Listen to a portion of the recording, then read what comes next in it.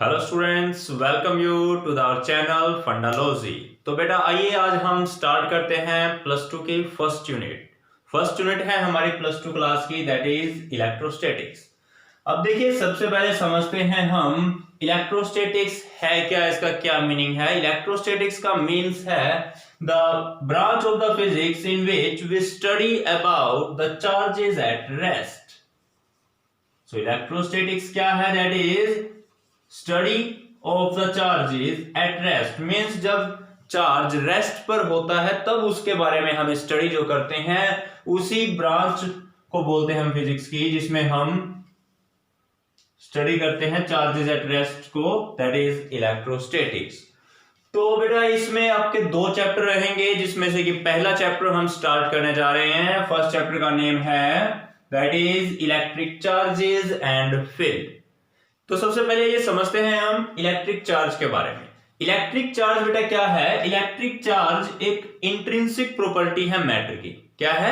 It is the intrinsic property of the matter due to which there is the electrostatic force between the two matters. जब अगर दो matters के बीच में जो electrostatic force होता है वो किस प्रॉपर्टी की वजह से है? That is due to electric charge. तो इलेक्ट्रिक चार्ज क्या है बेटा? It is the intrinsic property, it is the intrinsic property of the particles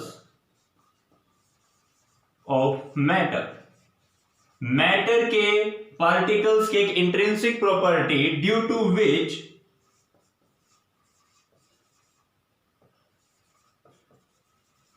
there is the electrostatic force between the two matters, जिसकी वजह से दो मैटर्स के बीच में क्या लगता है? इलेक्ट्रोस्टैटिक फोर्स लगता है, उसी को हम बोलते हैं इलेक्ट्रिक चार्ज। अब कुछ पार्टिकल्स, एक एटम्स के बारे में आप सभी ने पढ़ा होगा। एटम्स में कुछ इलेक्ट्रॉन प्रेजेंट होते हैं जिसके ऊपर चार्ज होता है कितना? 1.6 into 10 raise to the power -19 coulomb. Negative में होगा ये चार्ज, क्लियर। और ऐसे ही एक प्रोटॉन होता है, उसके ऊपर भी चार्ज होता है, लेकिन सेम चार्ज होगा लेकिन प्लस में, that is 1.6 into 10 raise to power -19 coulomb, clear.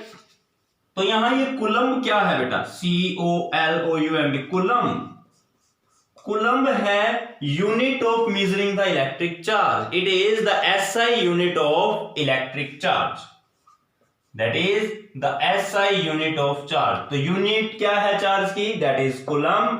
Electron का चार्ज इस ऑलरेडी आपको पता है। प्रोटॉन का चार्ज क्या है? इलेक्ट्रॉन नेगेटिवली चार्ज पार्टिकल है और प्रोटॉन क्या है? Positively charge particle. तो नेक्स्ट है बेटा अपना that is quantization of charge. अब ये देखिए क्वांटाइजेशन ऑफ चार्ज क्या है। वैसे एक बार ये भी आप 10th क्लास में एक बार आपने पढ़ा हुआ है, लेकिन चलिए दोबारा से करते हैं। तो क्वांटाइजेशन ऑफ चार्ज का मीनिंग है बेटा कि जो चार्ज है वो हमेशा जो मतलब स्मॉलेस्ट चार्ज है, स्मॉलेस्ट इंडिपेंडेंट चार्ज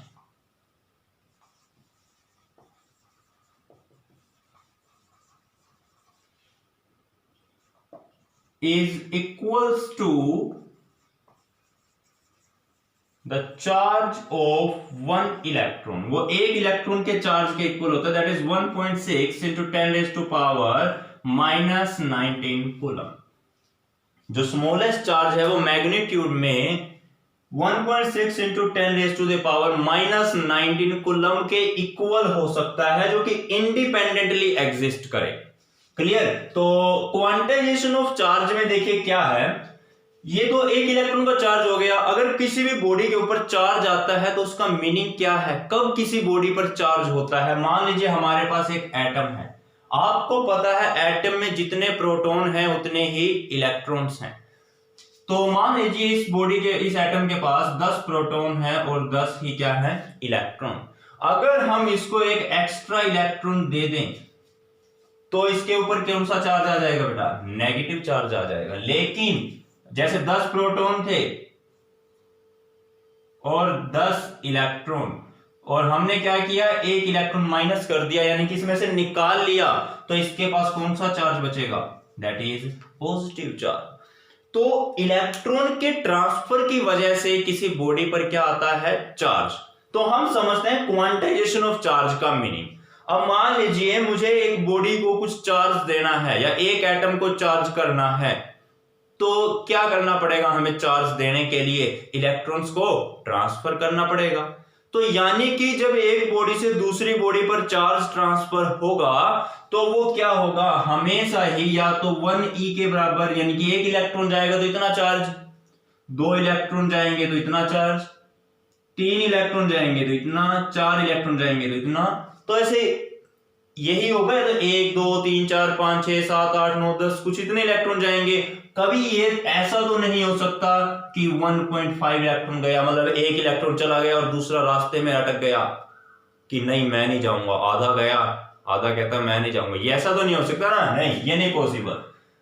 या ऐसा हो कभी 3.5 5.5 इलेक्ट्रॉन्स, नहीं ये बिल्कुल भी पॉसिबल नहीं है। या तो 3 इलेक्ट्रॉन पूरे जाएंगे या फिर 4 इलेक्ट्रॉन जाएंगे या 5 इलेक्ट्रॉन जाएंगे या 6, ऐसा नहीं होगा कि 5.5 5.5 इलेक्ट्रॉन चले गए 3.5 इलेक्ट्रॉन चले गए, नहीं ऐसा पॉसिबल नहीं है। तो इलेक्ट्रॉन का ट्रांसफर जब भी होगा वो कंप्लीटली होगा, there is always a complete transfer of the electron, clear. तो इसी वजह से किसी भी बॉडी, देखिए ये क्या है 1 2 3 4 5, ये नंबर्स हैं तो मैंने इसको नाम दिया n की वैल्यू 1 2 3 4 5 6 कुछ भी हो सकती है। और ये क्या है, E charge of the electron, clear. तो n को मैं लिख सकता हूं बेटा इंटीग्रल नंबर, क्या है n मेरा, इंटीग्रल नंबर, दोनों की मल्टीप्लाई कर रखी है, और E क्या है, चार्ज ऑफ 1 इलेक्ट्रॉन, और ये क्या आ गया, किसी बॉडी का total charge.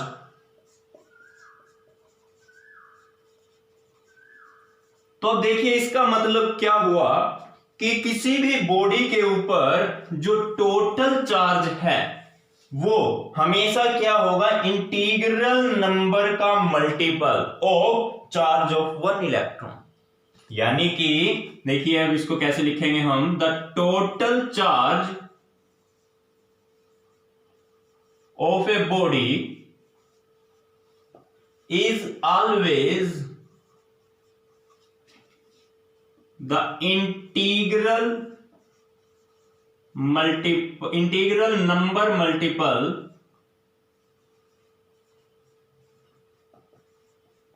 of the charge of 1 electron, clear। इसी को बोलते हैं बेटा हम क्वांटाइजेशन ऑफ चार्ज। यही इसका क्वांटाइजेशन का मीनिंग यही है कि जो चार्ज है किसी बॉडी का वो हमेशा इलेक्ट्रॉन के चार्ज का इंटीग्रल मल्टीपल होगा। क्योंकि चार्ज आया क्यों है, इलेक्ट्रॉन के ट्रांसफर की वजह से। इलेक्ट्रॉन जब भी ट्रांसफर होगा तो कंप्लीटली होगा, 1 2 3 4 5 6, कभी पॉइंट्स में नहीं होता, फ्रैक्शंस में नहीं होगा, क्लियर है। तो इसी यही मीनिंग है हमारा क्वांटाइजेशन ऑफ चार्ज का। तो इसीलिए जो टोटल चार्ज है उसको तो हमने Q से रिप्रेजेंट किया, that is equals to Ne। किसी बॉडी के ऊपर टोटल चार्ज कितना होता है, n इंटू E। n है नंबर ऑफ द इलेक्ट्रॉन्स और E है charge of the 1 electron. So this is our quantization of charge. तो बेटा देखिए क्वांटाइजेशन ऑफ चार्ज पर बेस्ड हम एक न्यूमेरिकल करते हैं, एनसीईआरटी का न्यूमेरिकल है ये। If a body gives out 10⁹ electron every second, अगर एक बॉडी हर सेकंड में इतने इलेक्ट्रॉन को बाहर निकालती है, how much time is required to get a total charge of 1 coulomb. तो 1 कूलम चार्ज को निकालने में कितना टाइम लगेगा।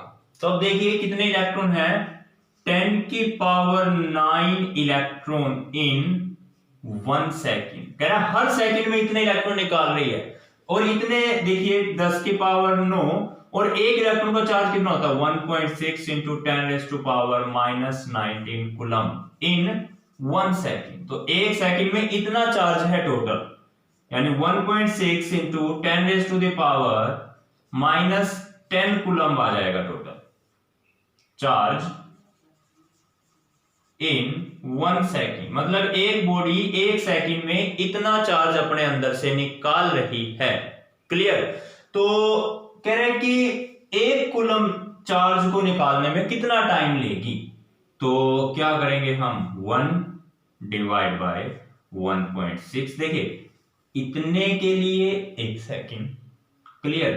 तो इतने के लिए कितना सेकेंड, तो हम क्या करेंगे, 1 डिवाइड बाय 1.6 इंटू 10⁻⁻10, और ये आ जाएगा अपने पास टोटल टाइम। इसको सॉल्व आउट कर सकते हैं आप, तो हमारे पास आ जाएगा आंसर। क्लियर है? तो चलिए अब हम देखते हैं अपना एक क्वेश्चन और इसके बारे में। तो बेटा देखिए ये भी एक एनसीईआरटी क्वेश्चन है। क्या है, how much positive and negative charge is there in a cup of water. एक कप ऑफ वाटर में कितना पॉजिटिव और नेगेटिव चार्ज होगा। तो देखिए इसको हम कैसे कैलकुलेट करते हैं। इसमें हमें पहले एज्यूम करके चलना पड़ेगा। लेट अस एज्यूम कि जो एक कप ऑफ वाटर है उसके मास है 250 ग्राम। जो पानी है उसके अंदर, कप के अंदर, वो कितना है, 250 ग्राम। हमने एज्यूम कर लिया क्योंकि हमें गिवन नहीं है। Let us assume the mass of water in cup is, that is 250 gram. Clear है? तो देखिए वाटर का मोलिकुलर मास होता है 18। क्लियर? तो 18 ग्राम वाटर का के अंदर कितने मोलिक्यूल्स होंगे। एवोगेड्रो नंबर के इक्वल होता है, वो केमिस्ट्री में आप लोग पढ़ चुके हो, 6.02 इंटू 10⁻23 मोलिक्यूल्स। तो अगर 18 ग्राम वाटर में इतने मॉलिक्यूल्स हैं तो इसका मतलब 250 ग्राम में कितने होंगे। तो क्या करेंगे हम, 250 divide by 18 multiply by 6.02 into 10⁻23। Clear? देखिए 18 ग्राम में इतने मोलिक्यूल हैं तो 250 ग्राम में कितने होंगे, 250 बाय 18 कर दो, ये तो एज इट इज आ गया। क्लियर है? तो इसको सोल्व करने के बाद आपके पास आ जाएगा है 8.36 इंटू 10⁻24 मोलिक्यूल्स। तो यानी कि हमने फाइंड किया कि एक पानी के एक कप में, वाटर के कप में इतने मॉलिक्यूल्स प्रेजेंट थे। अब जरा यहां पे ध्यान से देखिए, ये वाटर का एक मॉलिक्यूल है और इसमें कितने इलेक्ट्रॉन है, नेगेटिव चार्ज इसमें कितने हैं, हाइड्रोजन में 1-1 और ऑक्सीजन में 8, तो टोटल कितने, 10। क्लियर है ना? तो आप यहां पर लिख सकते हो 1 molecule of water has 10 electron and 10 proton. इसमें 10 इलेक्ट्रॉन होते हैं और 10 ही प्रोटॉन है। तो इतने सारे, वो एक के अंदर 10 हैं तो इतने में कितने होंगे, multiply by 10। So 10 into 8.36 into 10⁻24 electrons, इतने इलेक्ट्रॉन होंगे और इतने ही प्रोटॉन्स होंगे। ये 10 है, पावर में एक 0 इंक्रीज कर दो, आप इसको यहां से हटा दो, तो अपने पास आंसर आएगा ये। क्लियर है? इतने ही इलेक्ट्रॉन और इतने ही प्रोटॉन। तो क्लियर? तो चलिए अपना आगे करते हैं काम। तो नेक्स्ट है बेटा हमारा, that is conservation of charge. तो देखिए कंजर्वेशन ऑफ चार्ज क्या कहता है कि जो टोटल चार्ज है एक सिस्टम का, दैट इज ऑलवेज कंजर्व्ड। एक सिस्टम का टोटल चार्ज हमेशा कंजर्व रहता है। It can neither be created nor be destroyed. The total charge of a system is always conserve. जो टोटल चार्ज है एक सिस्टम का वो हमेशा क्या रहता है, conserve. It can neither be created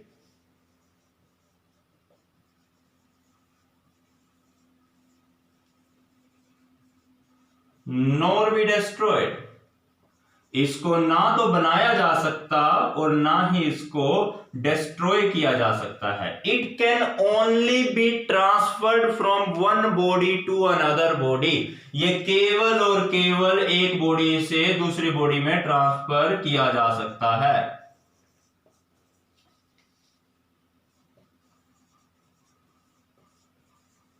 transferred from one body to another body.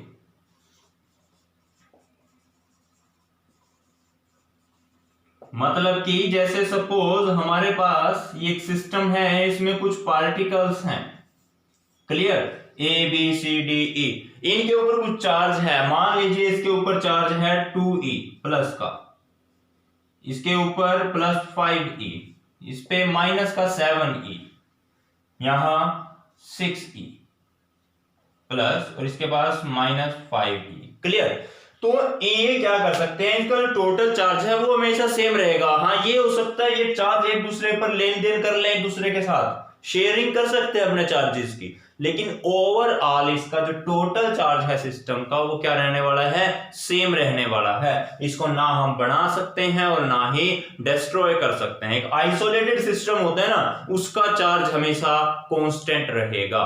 मतलब अगर बाहर से उसको केवल बाहर से कोई आदान प्रदान ना हो, टोटली अंदर एक आइसोलेट कर दिया जाए एक सिस्टम को, तो उसका टोटल चार्ज क्या रहेगा, सेम।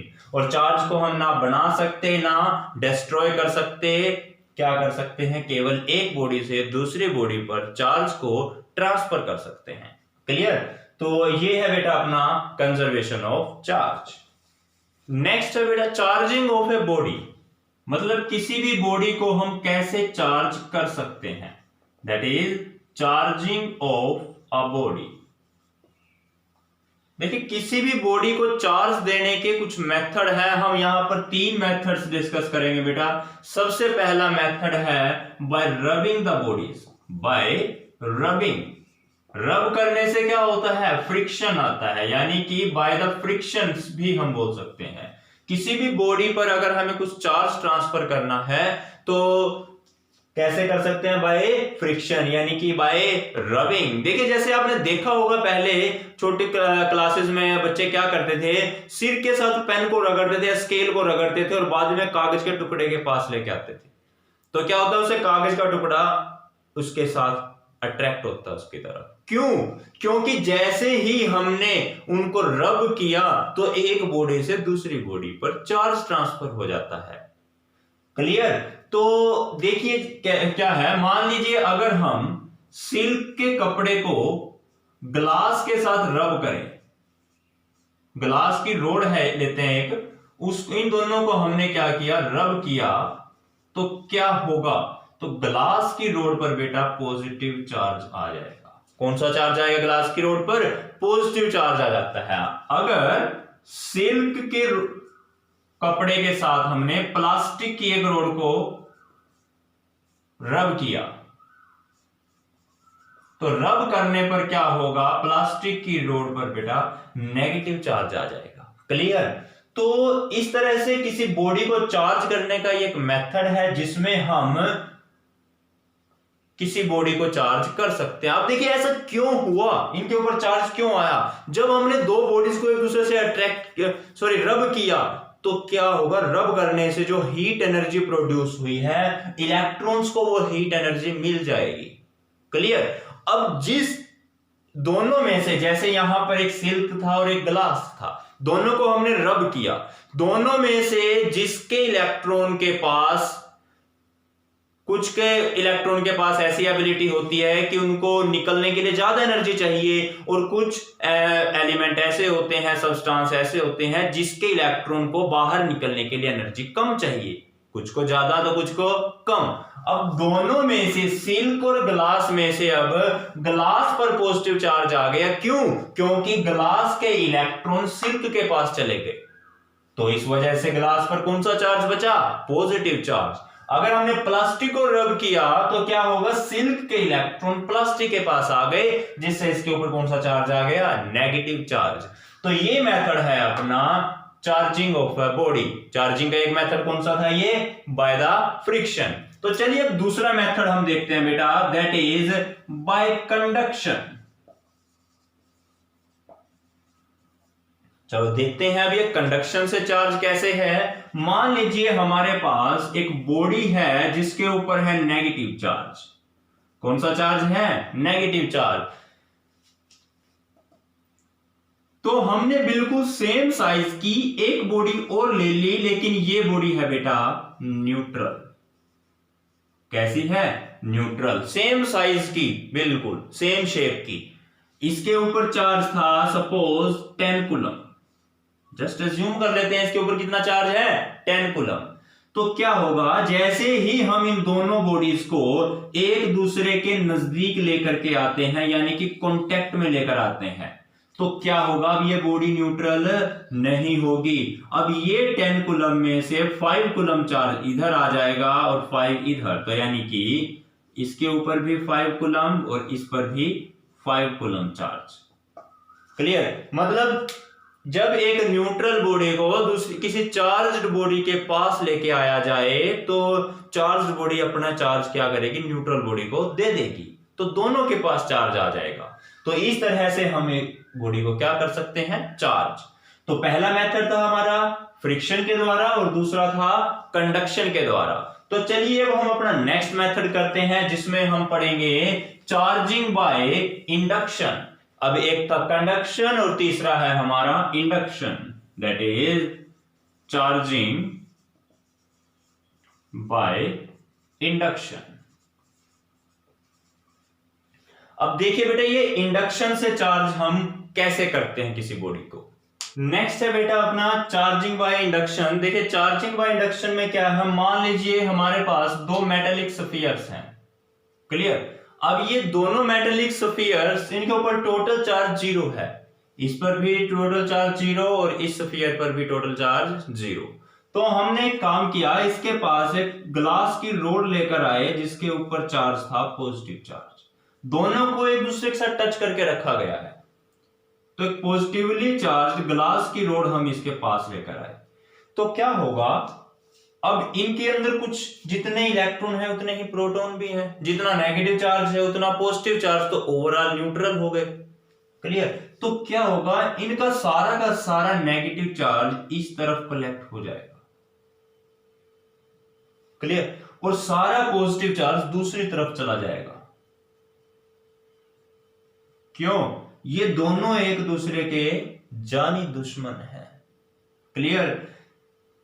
इसने कहा भाई तो इसको अपने पास मत आने दे, लेकिन ये नहीं माना, ये अपने पास इसको लेकर के आया, तो इसका पॉजिटिव चार्ज इससे रूठ गया। क्या बोला? मैं मायके चली जाऊंगी तुम देखते रहियो। ठीक है? तो इसका सारा पॉजिटिव चार्ज अपना मायके चला गया, ये इधर चला गया और नेगेटिव चार्ज इधर। तो अब हमने क्या किया, दोनों को दूर कर दिया। नहीं ये हो नहीं सकता, हो चुका है। क्लियर? तो क्या होगा, अब इस बॉडी के ऊपर आ गया सारा पॉजिटिव चार्ज। क्लियर? और इस बॉडी पर कौन सा चार्ज हो गया? Negative charge. तो ये इसमें हमने क्या किया, देखो बिना कांटेक्ट में लाए एक चार्ज ट्रांसफर किया ना, तो इसीलिए इसको बोलते हैं चार्जिंग बाय इंडक्शन। बेशक से ये कांटेक्ट में थे, लेकिन ये तो कांटेक्ट में नहीं था ना। क्लियर? इनमें कोई कांटेक्ट नहीं है आपस में, तो इस मेथड को हम क्या बोलते हैं? Charging by induction. ये मेटेलिक बॉडीज को हमने चार्ज कर दिया है। क्लियर? ये बॉडीज कैसी हैं? मेटेलिक। तो ये था अपना चार्जिंग बाय इंडक्शन। केवल समझना, इसमें लिखने का कुछ ऐसा है नहीं है, आपके माइंड में एक इमेज सेट होनी चाहिए। क्लियर? अभी वो तो देखिए दो स्फीयर थे, अगर हमारे पास मान लीजिए एक सिंगल स्फीयर हो और हमें इस सिंगल स्फीयर को चार्ज देना है, पॉजिटिव चार्ज ट्रांसफर करना है इसके ऊपर, तो देखिए बेटा हम क्या करेंगे, एक नेगेटिवली चार्ज प्लास्टिक की रोड हम इसके पास लेकर के आएंगे। क्लियर? तो जैसे ही नेगेटिवली चार्ज बॉडी इस स्फीयर के पास आएगी, तो क्या होगा, वही काम, मैं मायके चली जाऊंगी। पॉजिटिव चार्ज इसका सारा एक तरफ और नेगेटिव चार्ज एक तरफ, क्योंकि नेगेटिव पॉजिटिव को अपनी तरफ खींच लेगा और इन दोनों की तो भाई दुश्मनी है, ठीक है, ये है जानी दुश्मन। तो नेगेटिव दूसरी तरफ चला गया, पॉजिटिव चार्ज सारा इस तरफ आ गया। अभी तक बॉडी न्यूट्रल है, बेशक से पॉजिटिव और नेगेटिव चार्ज सेपरेट हुए हैं, लेकिन अभी तक चार्ज नहीं आया। तो हमें चार्ज करेंगे कैसे इसको? इलेक्ट्रॉन को ट्रांसफर कर दो। क्लियर है? इसने तपस्या करी, कड़ी तपस्या, धरती माता को प्रसन्न किया। हे धरती माता, अगर मैं तुम्हारी सच्ची भक्त हूं तो मुझे अपने अंदर समा लो। धरती माता प्रसन्न हुई, हमने इसको ग्राउंड कर दिया तो क्या होगा? ये सारा धरती माता ने इसको अपनी गोद में ले लिया, ये नेगेटिव चार्ज खत्म। तो केवल यहां पर क्या बचेगा बेटा? सिर्फ पॉजिटिव चार्ज। क्लियर? तो इस बॉडी के ऊपर अब केवल कौन सा चार्ज आ गया? Positive charge. कैसे किया हमने? पहले इस रोड को इसके नजदीक लेकर के आए, इसमें चार्ज सेपरेट हो गए, पॉजिटिव एक तरफ, नेगेटिव एक तरफ। तो जो अपोजिट साइड है उसको हमने ग्राउंड कर दिया, अर्थ के साथ कनेक्ट कर दिया, तो सारा का सारा नेगेटिव चार्ज धरती माता के अंदर समा गया। क्लियर? तो इसके ऊपर कौन सा चार्ज बचा? केवल पॉजिटिव चार्ज। तो ये था बेटा चार्जिंग बाय इंडक्शन। क्लियर? तो चलिए अपनी नेक्स्ट वीडियो में हम करेंगे कूलम्स लॉ के बारे में समझेंगे और सुपरपोजिशन प्रिंसिपल। क्लियर? तो आज के लिए केवल ये इंट्रोडक्शन ही थी चैप्टर की। Okay, bye bye, thank you and have a nice day.